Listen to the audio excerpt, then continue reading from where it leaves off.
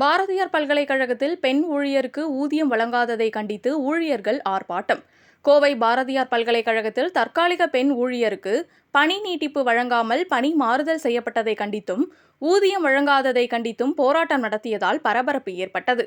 கோவை பாரதியார் பல்கலைக்கழகத்தில் நிரந்தர பணியாளர்கள் தவிர டிரைவர்கள், அலுவலக உதவியாளர்கள், தோட்டத் தொழிலாளர்கள், துப்புரவு பணியாளர்கள், உதவியாளர்கள், உதவி தொழில்நுட்ப அலுவலர்கள், ஜூனியர் இன்ஜினியர்கள், எலக்ட்ரீஷியன்கள் என தற்காலிக பணியாளர்களாக 300க்கும் மேற்பட்டோர் பணிபுரிந்து வருகின்றனர். இந்நிலையில் பணிபுரியும் பெண் ஒருவருக்கு பணி நீட்டிப்பு வழங்கப்படவில்லை. அப்பெண் பணி மாறுதல் செய்யப்பட்டார். இதனை கண்டித்து பாரதியார் பல்கலைக்கழக பணியாளர்கள் நல சங்க தலைவர் ரமேஷ்குமார் தலைமையில் ஆர்ப்பாட்டம் நடைபெற்றது. ஆர்ப்பாட்டத்தில் மெத்தனப்போக்கில் செயல்படும் ஏ மற்றும் பி உதவி பதிவாளர் நாகராஜ் மற்றும் நிதி அலுவலக துணை பதிவாளர் கனகராஜ் ஆகியோருக்கு எதிராக பல்வேறு கோஷங்கள் எழுப்பினர்.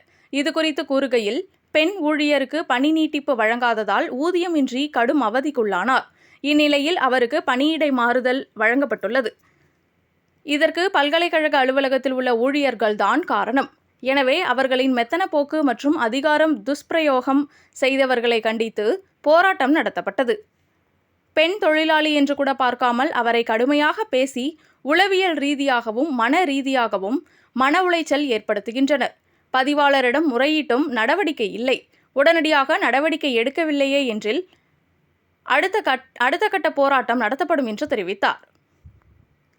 மேலும் தொழிலாளர்களுக்கு தொழிலாளர் நலத்துறை அரசாணையின்படி மாதம் 30 நாட்கள் வீதம் கணக்கிட்டு தொகுப்பூதியம் வழங்கப்பட வேண்டும்.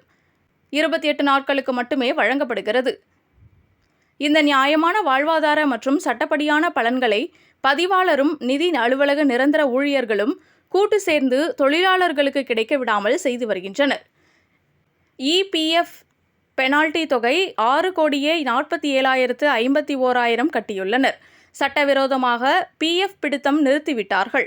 6,5 கோடியை தொழிலாளர் கணக்கில் வரவு வைக்க எந்த நடவடிக்கையும் எடுக்கவில்லை எனவும் தமிழக அரசுக்கு கோரிக்கை வைக்கிறோம் என்று தெரிவித்தார். எல்லாரும் அதப்படி இதப்படின்னு ரெக்கமெண்ட் பண்ணுவாங்களே தவிர கேரண்டி எதுவும் தரமாட்டாங்க. ஆனா நம்ம அமிர்தால ஹோட்டல் மேனேஜ்மெண்ட் படிச்சா 100% ஜாப் கேரண்டி இருக்கு. அமிர்தானாவே அஷ்யூர்ட் ஜாப் தானே. இந்த போராட்டம் என்னன்னா முக்கியமாக இவர் எமது சங்கத்தின் பொருளாளர் தோழர் சிந்தாமணி அவர்கள், இவருக்கு பதிவாளர் அலுவலக ஏஎன்பி செக்ஷன் உதவி பதிவாளர் நாகராஜ் பணி நேரம் முடிந்து 5:30 மணிக்கு மேலே 9 மணி வரைக்கும் அந்த அலுவலகத்தில் 10க்கும் மேற்பட்ட பெண் தொழிலாளிகள் இருந்தும் அவரை மட்டுமே இருக்க சொல்லி வற்புறுத்தியுள்ளார். அவரும் ஒரு வார காலம் செய்துள்ளார். அடுத்த வாரமும் சிந்தாமணி நீதான் இருக்க வேண்டும், நீதான் லோக்கல் என்று தரக்குறைவாக பேசியுள்ளார். அது மட்டும் இல்லாமல் அவர் எனக்கு பணி ஆணை கொடுங்கள் இருக்கிறேன் என்று கேட்டதற்கு அதெல்லாம் தர முடியாது, உனது பணி நீட்டிப்பு ஆணையை நான் அனுப்ப முடியாது, என்னால் முடிந்ததை பார்த்துக்கொள் என்று ஆணவமாக பேசியுள்ளார். இதனை எங்களது தொழிற்சங்கம் வன்மையாக கண்டிக்கின்றது. அதற்கு பின்னால் 2 மாத காலமாக அவருக்கு பணி ரீதியாக துன்புறுத்தலையும் அச்சுறுத்தலையும் அவர் கொடுத்து வந்துள்ளார்.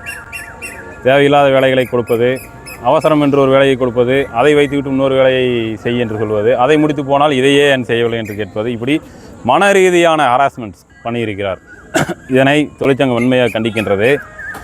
அது மட்டுமல்லாமல் அவரது பணி நீட்டிப்பு ஆணையை அனுப்பாமலேயே வைத்திருந்து விட்டு கடந்த 8/7/2025 அன்று அவர் பணிக்கு வந்தபோது, சிந்தாமணி நீ வேலைக்கு வர வேண்டாம், வெளியே போ, வீட்டுக்கு போ என்று பேசியுள்ளார். இது வன்மையாக கண்டிக்கக்கூடியது. இந்த பாரதி மண்ணிலே மாண்புமிகு தமிழக முதல்வர் பெண்களுக்கு எண்ணற்ற திட்டங்களை செயல்படுத்தி பெண் உரிமையை மீட்டுக் கொண்டிருக்கும் இந்த வேளையிலே பாரதியார் பல்கலைக்கழகத்தில் இப்படி ஒரு பெண்ணுக்கு அநீதி நடந்திருப்பது வெட்கக்கேடானது, அவமானப்பட வேண்டிய செயலாகும். இது குறித்து பதிவாளர் நான் வந்ததும் சரிப்படுத்துகிறேன் என்றார். அவருக்கு தொழிற்சங்கமும் தோழர் சிந்தாமணியும் 13/7/2025 அன்று முறைப்படி கடிதம் கொடுத்தது. அவர்கள் மீது எந்த நடவடிக்கை எடுக்காமல் இவருக்கு பணியிட மாறுதல் என்கிறார்கள். பாதிக்கப்பட்ட ஏற்கனவே துன்புறுத்தப்பட்ட தொழிலாளி, பாதிக்கப்பட்ட தொழிலாளிக்கு தண்டனை கொடுப்பது போல் பணியிட மாறுதல் என்கிறார். அவருக்கு பணியை நீட்டிப்புக்கான ஆணையும் வரவில்லை, பணியிட மாறுதலுக்கான ஆணையும் கொடுக்க மறுக்கிறார்கள். இது சட்டப்படி குற்றம் என்பதை இந்த நேரத்தில் தெரிவித்துக் கொள்கிறோம்.